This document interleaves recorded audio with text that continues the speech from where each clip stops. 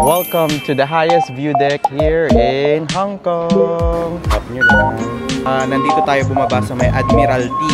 Ganyan kahaba yung pila kapag hindi kayo nag-book sa Klook. Wow! Tanggal niya. Ang ganda naman talaga kasi. Arabic dyan yung mga personalities. Yan, entrance nyo. Alam nyo ba to na meron ganito sa Hong Kong? So ano to? Kuha ka na lang. Uy, may lobster oh.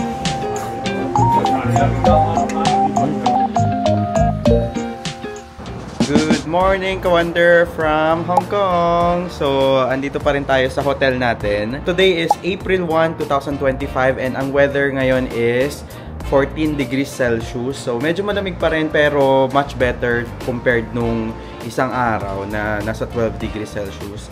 So, ito yung labas ng ating hotel. Yung room tour natin is nagawa ko na dun sa day 1 natin. So, check nyo na lang. So, ngayon pupunta na tayo sa sakayan ng bus and MRT. Ang itinerary natin today is number 1, pupunta tayo sa The Peak Tram. So, sa central area yon. And pupunta tayo dun sa may Sky Terraces 428 ba yun? Nabook ko yun through Klook, yung ticket natin doon. So, papakita ko na lang kung paano yung process pagdating doon. Pero kapag ibubook nyo rin yung The Peak Tram, make sure to use my code WonderJKlook for extra discount. Oh, di ba? Ang social ng lobby ng ating hotel. Dito yung lobby ng ating hotel. Bali, dito yung reception area nila. Ayan. Diba? Pwede kayong mag-iwan ng mga luggages nyo kapag mag-check out na kayo. So, nandito naman siya located yung mga luggages. And just like that, nakalabas na tayo. Compared kahapon, ngayon is medyo mas maaraw na. Lumabas na si Haring Araw. Kahapon talaga parang hindi ko nakita yung araw na yun. Hindi ko nakaramdam ng init ng araw. So, ngayon medyo mainit-init na. So, perfect weather. Kasi ngayon talaga, meron na tayong binook na tour. So, kahapon kasi mga free attractions lang yung ginawa natin. So, kapag hindi mo pa yan na-check, bali yung video na yun, ginawa ko yung process natin travel process natin from Manila, mga requirements, ganyan, pagdating dito sa may Immigration Hong Kong Airport. Tapos kung paano tayo pumunta dito sa hotel and also yung hotel tour natin, nandiyan yan sa first video. And also sinama ko rin kayo dun sa may tour natin kahapon sa may TST or Tsim Sha Tsui area, mga nandiyan yung Avenue of Stars, mga Art Museum ng Hong Kong. Tapos pumunta tayo ng Central, bali from TST sumakay tayo ng ferry, yan, magandang experience din yun. Pumunta tayo ng Mongkok kasi nag-shopping tayo hindi, pinakita ko lang yung mga presyo ng mga sneakers doon. Kasi di tayo nakabili kasi 10 PM pala nagsasara na sila doon sa may Mongkok, yung mga ibang stores. So after nun, bumalik na tayo ng hotel natin. So today, another adventure here in Hong Kong. So actually doon tayo galing. Kapag dito kayo sa Rambler Oasis nagstay, meron ditong bus na naghihintay. Siguro mga 3 minutes walk lang from dun sa hotel natin. Nasa bandang doon sa likod, tapos punta kayo dito sa harapan. May naghihintay na mga buses, 88F and 88G. So, ang pamasahe is nasa 425 Hong Kong dollars. So, that is around 35 pesos, mga ganun. Papunta sa mga kamare, mga train station, ganyan. Pero kapag magbabas naman kayo, meron dito 8-minute walk lang yung Qingdao House.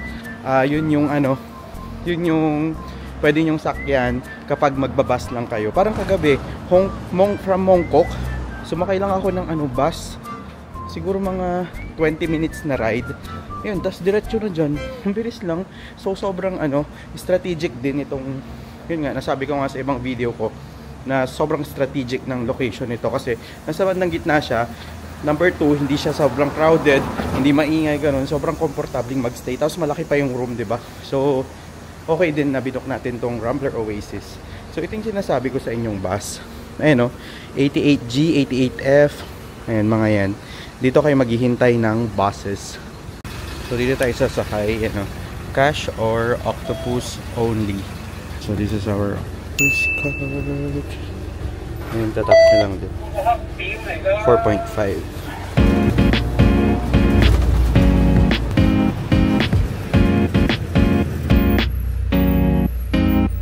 So after mga 10 minutes lang na ride, nakababa na tayo and nandito na tayo sa may Kwang Fong Station. Dito tayo sasakay papuntang Central. So, Google Maps lang yung kailangan nyo talaga. Tapos, syempre, yung octopus card nyo, dapat may laman talaga. So, papasok lang tayo dito sa trains nila, ganyan. Pag wala naman na kayong balance sa octopus card nyo, meron naman sila ditong add value na machine.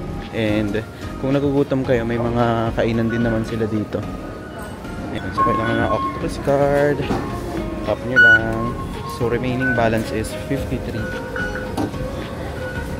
So, dalawa yan. Isang Chuan and isang Central. Depende yan sa pinanggalingan nyo. At tayo, papunta tayo ng Central. So, nasa taas yung train nila. Ayan. And here's their station. So, nandito tayo sa may Kwai Fong. Hi, Ka-Wonder! So, nakababa na tayo ng train. Nandito tayo bumaba sa may Admiralty. Bali, mag-exit tayo sa may exit B. So, using your exit octopus card pa rin, tap nyo lang yan dito. Tapos, mag-exit B tayo. Ayan o, may mga signs naman sila dyan. A, B, C. Then tayo sa B. And mag-walk tayo ng 15 minutes. Ang ganap natin today is sa The Peak Tram, di ba? Andito yan sa central area. Kung nagutom kayo, meron namang 7-Eleven dito. Ayun o, may 7-Eleven, bilihan. So, letter B tayo. Ayun, exit B sa may Drake Street. Ito, may mga 7-Eleven sila dito for your drinks, ganyan. Meron din silang food pag di pa kayo nagbe-breakfast. Pero dito, lunchtime na. So, imagine nyo, dito $16.5. Doon $8 lang to dun sa labas. So, mahal talaga din. Hanap-hanap lang kayo ng mga mas mura. So from dyan tayo lumabas. Ayan, magle-left lang tayo para makapunta sa The Peak. Pero pag pupunta naman kayo ng Ocean Park, right kayo. So dito tayo. Ayan, ito yung landmark nyo. Lipo Center. Dire-diretso lang tayo. Tapos makikita nyo tong The High Court. Ayan, yung building na yan. So walking lang tayo papunta sa The Peak. Ayan, after mga 10 to 15 minutes na walk, may mga madadaanan pala kayong parang from dun sa may Admiralty, parang overpass kayo. Ang maganda dun is may mga buildings kayong makikita. Sobrang gaganda ng buildings dito sa may Hong Kong. Grabe. Tapos sundan nyo lang yung path na yon. Tapos makakarating na kayo dito sa may The Peak Tram. Ayan yung sign niya, The Peak Tram. Ito, yung landmark nyo. Yan, yung building na yan, The Peak Tram na yan. Itong malaking yan, yung butas na yan. Butas. Yan na yung The Peak Tram. Since meron na tayong voucher, meron na tayong ticket, ayan, dito na siya, diretso na. Ayan o, ganyan kahaba yung pila kapag hindi kayo nag-book sa Klook. So make sure na mag-book na kayo kasi yung pilang yan, ang haba-haba. O tayo dire-diretso lang. Ayan, so scan lang talaga yung QR code nyo. Tapos makakapasok na kayo. Ganito yung entrance. Dito sa may The Peak Tram. Wow! May mga artsy-artsy pa sila. So after dun sa ticketing booth, yung sa may scanner ng QR code, dito na tayo sa may, sasakay na yata tayo nung ano nila, yung tram nila. Ayan o. Dito tayo maghihintay.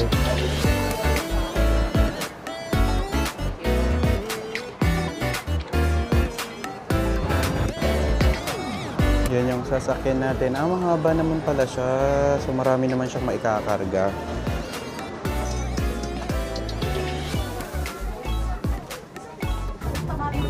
So time check tayo, it's 12:14 ng umaga, ay ng hapon na pala.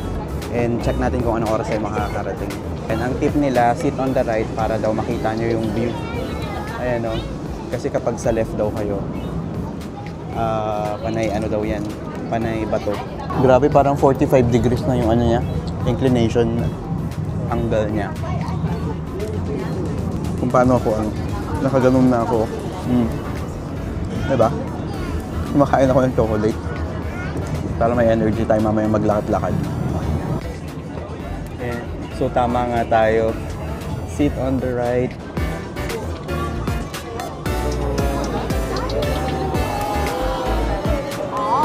Naririnig niyo yung mga tao, napawaw sila lahat. Kasi ang ganda naman talaga kasi. Di ba? So, sit on the right talaga. Lahat sila nagbi-video. Kawawa yung mga nasa left side. Ayan, oo, di ba? Pag nasa left side kayo, panay ba to? Pag dito kayo sa right, yan yung view na makikita nyo. Yan yung pinaka-tip. Pinakamagandang tip kapag dito sa may picture. Oh, di ba? Ang ganda. So, after anong oras ba? Ayan, 4 minutes, 12 tayo, bumaba kanina, 12:14 yata, di ba? So, 4 minutes, 4 to 5 minutes lang, nandito na kayo sa may taas. Welcome to the Peak Tower. Labas ng train, ito yung makikita nyo na mga souvenir shops. Ayan. Ayan, pwede kayong mag-shop kaagad. Hong Kong souvenirs. So, yung mga, ito, keychain nila is nasa 15. Ayan, $15. The 7 daw is 100. Yan siya. Mga ganyan. 100 Hong Kong dollars. 7. I love HK. Para lang magka-idea kayo. 15 isa. Pwede rin kayong bumili ng mga pagkain. Meron dito mga desserts, tubig. Ayan. Tapos parang may food court pa sila dito. Ayan. Medyo marami yung tao ngayon kahit mga today is Tuesday. Pero grabe. Paano ba pumunta sa taas? Ayan, may mga food. Dito pala yung yung way, yung Madame Tussauds. Ayan o, Madame Tussauds Hong Kong. Nandito kasi yung mga parang wax type ng mga personalities. So, pwede nyo yan i-check. Ayan o, Madame Tussauds Hong Kong. Dito yung entrance ng Madame Tussauds. Hindi ko alam kung anong basa dyan eh. Nandyan yung mga personalities. Yan, entrance nyo. Pwede nyo na mabook yan sa Klook. Pero pwede rin kayong magbayad dito. Pag sa Klook kayo nag-book, meron yang extra discount pag ginamit yung code ko, WonderJClook. Pero tayo, ang binook lang natin is the Peak Tram and yung Sky Terrace 428 sa taas. So, punta na tayo sa may Terrace 428. So, aakyat tayo. Ayan o, Sky Terrace, Peak Tram entrance. Pero dito may view na kaagad eh. Pero may salamin pa. Ayan o, tingnan mo. Ganda. Wow, look at that. That's Hong Kong. Aakyat na tayo sa taas. Meron din mga shops dito, Giordano, ganyan. Pwede kayong mag-shopping. Oh, may coffee shop din, Arabica, oh. Masarap yung coffee nila dyan. Tapos, nandito pala to. Wow. Ano? Arabica. Tapos, ito yung paglabas nyo dito sa may, dun sa may train station na building. Ito yung makikita nyo. Actually, ang alam ko, meron naman ditong bus na pumupunta, nakaka-access kayo dito. Hindi naman lagi Peak Tram yung pwede nyong sakyan. Hindi ko lang sure, i-verify ko. Tapos, kung alam nyo naman, comment nyo na lang sa comment section para makatulong din sa iba, di ba? Dito muna tayo sa Peak Tower, mag-e-explore. Ayan o, the Peak Tower. May mga photo booth din sila dito. Pero sa case natin, dediretso na kasi tayo sa may Sky Terrace 428. So, sa pinakataas tayo pupunta. So, sa may 3rd floor tayo pupunta. Ayan o, may escalator paakyat, di ba? Diyan yung Sky Terrace 428. Kasama na yan dun sa binook natin sa Klook. Ayan, kailangan nyo lang yung QR code. Ayan, tapos para makapasok kayo.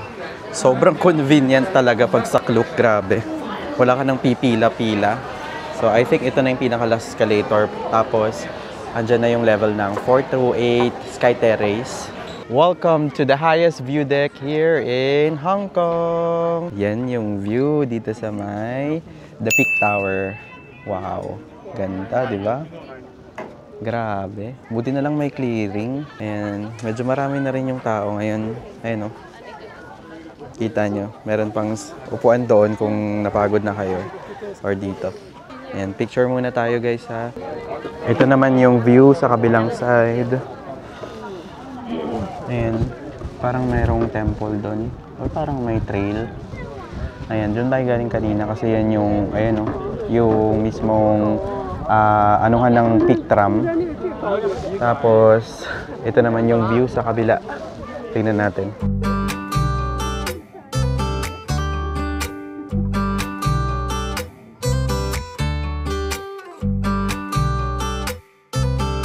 Hi Ka-Wonder! So, andito tayo sa ferry dito sa may Central Pier number 4. Sumakay tayo ng ferry ferry dito sa may Central kasi pupunta tayo ng Lama Island. Yung Lama Island, isa siyang island dito sa may Hong Kong na parang may mga power station doon. Meron silang mga beaches, ganyan. Another island yan dito sa Hong Kong. So, i-discover natin, i-explore natin. Hindi naman sa i-discover, ano to? I-explore natin kasi hindi to mas madalas na pinupuntahan ng mga Pilipino. Kasi parang wala akong nakita na Pinoy na nag-vlog tungkol dito sa may Lama Island. So, nasabi to ni JV Wanderer, yung isa sa creator na kasama natin sa Klook. So, galing siya dito sa Hong Kong. Tapos, pumunta sila dito sa may Lama Island. Sobrang, underrated na place dito sa may Hong Kong itong Lama Island. So, kanina galing tayo sa may The Peak tram, tapos umakyat tayo sa Sky Terraces. So bandang bandang hindi siya malapit dito sa may Central Pier. So after natin doon, naglakad tayo sa may HSBC na building, tapos sumakay tayo ng bus na 307 and ang pamasahe is around 5.5 yata. Tapos mga around 5 minutes yan, nakarating na tayo dito sa may Central Pier. Tapos octopus card pa rin, 22 Hong Kong dollars yung pamasahe dito sa may from Central papunta sa may Lama Island. So update ko kayo kapag nandun na tayo sa may Lama Island. Welcome to Lama Island here in Hong Kong. So ito yung ferry schedule nila from Central to Yushu 1. Yan siya. Mondays to Saturday and Sunday to public holidays. So iba-iba siya. And ayan yung pamasahe. 22 kapag Saturday, Monday to Saturday, and kapag public holiday is 30. Wow! Paglabas niyo ng ferry, ito yung makikita niyo. Maraming mga bikes. And yan na yung power station dito sa may Lama Island sa Hong Kong. Wow! Ang daming bikes! Pero wala silang mga no? Oo. So to? Kukuha ka na lang. lang. Ito siya, ang ganda. Ang daming mga bikes dito. Kanina itong mga bikes na to, wala pa silang mga padlock. Honesty na lang.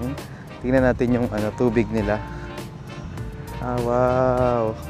Sarap pag-swimming. Tapos iiwan yan siguro doon. Ay, maraming nakabike dito. This one is the Lama Post Office. Actually, walang cars dito sa walang cars dito sa may Lama Island kasi ganyan lang din yung daan nila. So, ang mode of transportation talaga nila is mag-bike. That's not the one you're taking, is it? I hope it's not. Wow. Look at this island. May ganito pala sa Hong Kong, no? Alam niyo ba to na meron ganito sa Hong Kong? Ay, grabe. Ang ganda naman. Dito pa lang tayo sa bungad, for sale and for rent. So, kung gusto nyong bumili ng lupa dito sa may Lama Island, naka-post siya dito. Pwede rin mag-rent. Magkano per rent? Nasa 14K per month siguro yan. For 14K. Kasama na yung rates and government rental. Meron din 5.7 lang, mas mura. Yan, kung gusto nyong tumira dito, di ba? Pinopost nila dyan. And dito, pwede kayong kumain. May restaurant na nandito. Tapos, syempre, nasa dagat sila. Maraming mga seafood dito. Tingnan nyo. Oh, ayun, fresh na mga seafood. Oh, may lobster, oh. Wow. Yun, so, parang mga crayfish ata itong mga to. Sa mga seafood, mahilig sa seafood dyan, pwede kayong pumunta dito. Meron din silang mga ganito, Indian food on Lama Island, mga ganyan. So this one is 98 Hong Kong dollars. So baka gusto nyo ng Indian food, pwede kayong kumain dyan. Indian restaurant. Tapos dito, I think mga accommodation tong mga to, no? And anong beach? Ito parang may convenience store dito. Then, ang healthy ng aso. Cute. Oo. Room for rent nga to. So, pwede palang matulog talaga din dito, mag-overnight. So, ito meron din silang mga sandwiches. Nasa 60 to 75. Tapos, may mga ATM machines naman din sila. And this one is Lung Hua Seafood Restaurant. So sa mga nagkikrave ng seafood, dito kayo pumunta sa island na to. Ay, ang ganda ng vicinity, no? Kaya tayo, left or right? Dito siguro kasi mas maraming mga establishment. Ayun, ang cute ng mga ano nila, restaurant nila. Ang liliit. Para siyang fishing community village, no? Galing. May mga kebab house. Ang cute ng community. Ang naalala ko dito is yung sa may Rotterdam, sa may Volendam, sa may Amsterdam, Netherlands. Ganito rin kasi fishing community rin yun, di ba? Ang cute. Ito may mga convenience store din naman dito. So possible talagang mag-ano dito overnight. Nakakatuwa no, parang old ano siya dito. Parang old style ng Hong Kong na hindi pa siya ganoon ka, alam mo yun, parang maraming tao. Parang sobrang underrated ng place na to, itong Lama Island. Hi Ka-Wonder! So, andito tayo sa isang local restaurant dito sa may Lama Island. Merienda lang tayo kasi it's already 4 p.m. So, umorder tayo ng milk tea. So, this one is $21. And umorder din tayo ng French toast with peanut butter. So, famous yan dito sa may Hong Kong. Seat, okay muna.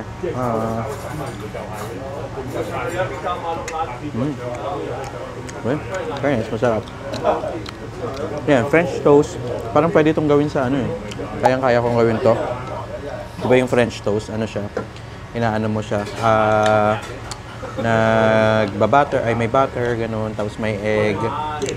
Parang binati mo yung egg, ganun. Tapos ilubog mo yung tinapay. Pero ito kasi may, ano pa siya, peanut butter. Kaya mas masarap. Yan. So, naglalakad-lakad na tayo dito sa village nila. Ganyan yung mga normal na bahay dito sa may Lama Village. Tapos parang sa loob ng Lama Island, may mga iba't ibang village. Kamara ito, Taiwan Sun Village. Diyan siya papunta. Ganyan yung bahay nila. Tapos, kada ano, parang may mga convenience store sila na ganyan na binibenta. Yan, mga Doritos, Ruffles, ganyan. Parang mga sari-sari store sa atin. Parang merong mga bricks na maliit. Actually, tiles pala. Tiles na maliliit. Yan, iba't ibang kulay. Kamara ito. Ganyan siya, oh. Maliliit lang yan. Siguro 2x4, ganun. Yan, so sinusundan-sundan lang natin tong mga pathway na to. Actually, paved naman sila. Actually, ang nakita natin doon, nakita natin doon sa sign, papunta tong beach. So, ewan ko kung tama tong patutunguhan natin. Napansin ko, ang daming aso dito sa may island. Tulad nito, oh, ang laki niya, di ba? Pero parang ang lulusog ng mga dog dito. Bye-bye, doggy. Ito siguro, kasi maganda na yung pave, oh, parang maganda na yung daan. So, tinutuloy-tuloy lang natin tong path na to. Napansin ko dito sa may Lama Island, ayan, ganito lang kalaki yung daan nila. Tapos, yan, maraming mga puno, ganyan. Tapos, sobrang tahimik. Parang underrated pa to, hindi pa to gaanong parang binibisita ng marami. Parang wala pa nga akong nakitang Pinoy nagtatagalog. Or, sadyang ano, nandyan lahat sila sa may Hong Kong Central. Ay, parang nakikita ko na yung beach. Nakikita ko na ang buhangin. Ayan, may mga restaurants na tayong nakikita. We're now here sa beach area dito sa may Lama Island. Wow! Siyempre, buhangin check muna tayo. Here's the beach. Buhangin check. Parang ano siya, nadurog na may mga iba-iba eh. May crystal. May mga durog na shells, may buhangin, may bato, brown, white, ganun. Pero generally brown siya. Yan yung buhangin nila. Pino naman, you know, pino, pero hindi naman siya yung sobrang pino. Tapos ganito siya. Yan. Yan yung beach dito sa may Hong Kong. Ganda. Wow. Hindi kayong tumambay-tambay lang. Try lang natin siyang lapitan muna. May mga foreign din ako nakita dito. Explore natin yung area. Doon yung ano nila, parang power station. Mas makikita nyo. Ayan na yung beach. And ganda lang view dito sa part na to. May parang bundok dyan. Kasi green pa siya. So, ang ganda. Nakakatapos kong So katapos ko mag picture-picture dun sa dagat. Ayan, nagbihis na rin pala ako. Pang photoshoot lang. Ang masasabi ko dito, ang ganda dito. Nasa Hong Kong pa ba ako? Alam mo yun, hindi sikat yung Hong Kong kasi sa ganito eh. Yung parang may beach sila, ganyan. Or siguro hindi lang ako familiar na may ganito pala sila. Buti na lang na nag-decide ako na pumunta dito sa May Lama Island. Kasi ang chill dito, para siyang simpleng buhay na parang province type dyan sa atin na parang malapit sa coastal. Tapos parang lang, yung alam mo, ang chill ng buhay nila. Parang ang sarap lang tumambay, ganyan. Tapos ang dami nga may mga nagja-jogging, ganyan. Parang hindi naman sila mukhang mga lokal. Parang mukha silang mga bisita lang din dito sa May Lama Island. Or siguro naka-check-in sila dito kaya nagtatambay-tambay sila. Tapos dito sa beach yan may mga ngayon kasi yung weather nasa 18 degrees. So medyo malamig. Pero labas naman yung araw. Kaya alam mo yun, parang ang sarap talaga. Alam mo yung first time ko yung parang mag-beach na malamig. Parang never pa ako naka-encounter sa buhay ko na pumunta ako ng beach na malamig. So dito ko na-experience yan sa Hong Kong. So sobrang memorable tong Lama Island. Meron pa silang mga pwede kang pumunta dyan sa mga bundok-bundok na yan. May mga green, ganyan. Makikita nyo yung nila, windmill, ganyan. Tapos overlooking pa ng ibang mga views dito sa May Lama Island. Pero tayo, baka tumambay na lang tayo dito, chill. Upon checking, parang yung ferry is umaalis ng pinaka-late yata nila kapag weekdays is 11 ng gabi. Pero syempre hindi natin abutin yun. Dalawa yung ferry nila. Isa is yung pinanggalingan natin. Ilalagay ko na lang yung map tapos yung schedule nila dito para may reference kayo pag pupunta kayo dito sa May Lama Island. Pero kung for me, vibe ko kasi yung mga ganito, yung tahimik lang, nature trip, ganyan. Tapos gusto ko yung parang hindi talaga man-made, yung alam mo yung natural beauty ng isang lugar. Dito sa May Lama Island, na-feel ko yung ganung vibe. Sobrang peaceful, ganyan. Lalo na malamig. Alam mo yun? Parang, di ba? Parang kasi nakakapanibago. Nasa island ka, na kung saan may beach, tapos malamig. Hindi siya normal sa atin dyan sa Philippines. Kasi di ba pag sa atin sa Philippines, pag sinabi mong island, ay hindi, Boracay, ganyan. Automatic yan, mainit yan. Or kapag magpalawan, ganyan. Mainit talaga kasi tropical country kasi tayo. Dito sa Hong Kong, 4 seasons yata sila dito. Ngayon, parang patapos na yung nila, winter. Actually, tapos na yung winter. Ito, mga na to mga parang palapit na siya sa summer. Yan, palapit na siya sa summer. So, sa mga susunod, like mga May, ganyan, June, yan, medyo mainit na hanggang August. Ganon, medyo mainit na yung panahon dito. Dito sa May Lama Island, kapag isisingit nyo to sa itinerary nyo, pwede kayong mag-day trip, pero kaya to ng half day lang. Maiikot nyo na yung buong island. Pwede na kayo makabalik kaagad din sa Central. Kasi yung biyahe papunta sa Central, papunta dito sa May Lama Island, it took us mga 30 minutes. Mga ganon lang. So, mabilis lang. And kung mag-decide kayong mag-overnight dito, check nyo kasi may mga nakikita akong nakasabay akong parang mga naka-backpack lang, ganyan. Parang mag-overnight sila dito. Okay din dito. Yung food, may mga restaurants din naman tayong nakita kanina. Meron din mga convenience store. So, basically, lahat naman ng kailangan nyo nandito. So, kapag iiwas kayo sa Hong Kong na Central, Mongkok, TST, ganyan na area, yung BC talaga na area na pinupuntahan lagi ng mga turista sa may Hong Kong. Dito kayo sa Lama Island, I highly suggest na singit nyo to sa itinerary nyo. Kapag parehas tayo na ang vibe natin is mga ganito, yung peaceful lang, nature vibes, ganyan. Dito kayo sa Lama Island.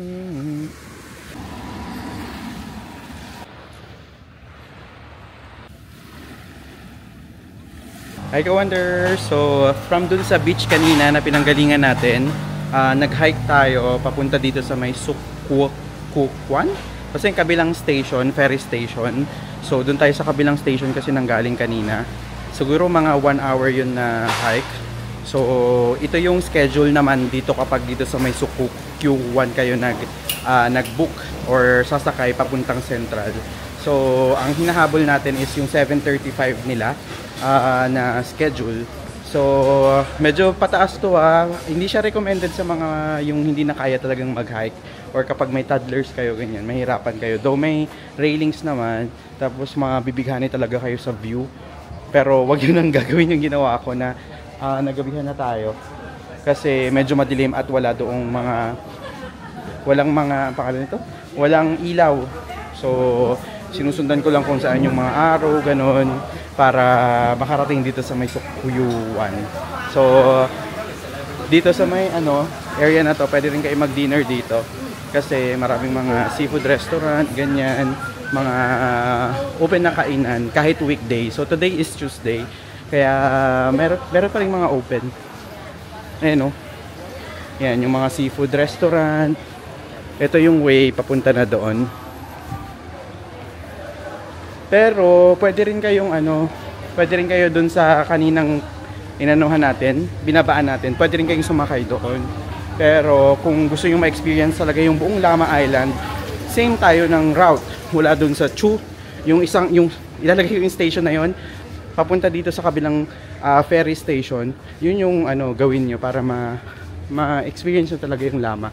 So dito tayo, welcome to Sukuyuan. Itong social pa ng na to na restaurant, Lama House Restaurant plus Bar. Ganda. So ito yung ferry station nila dito. Tingnan natin yung schedule. May toilet pala dito Wait lang, check muna natin yung schedule kung anong oras. Okay. So here, pag Monday to Saturday, yan yung schedule nila. So kaya pa yung 7:35. Tapos pag Sunday to and public holidays, yan yung schedule. Screenshot niya na lang guys So 7:35 aalis yung ferry natin. Actually nandito na siya. Pumipila na yung mga tao. Tapos mga 30 minutes makakabalik na tayo sa Central Pier Station number 4. And from there, uwi na tayo. Or baka mag-dinner lang. Tapos uwi na tayo. So sobrang na-enjoy ako dito sa may Lama Island. So kapag naghahanap ka ng another itinerary na iba sa madalas na pinupuntahan ng mga tao dito or mga turista dito sa may Hong Kong, pwede nyo i-consider itong Lama Island.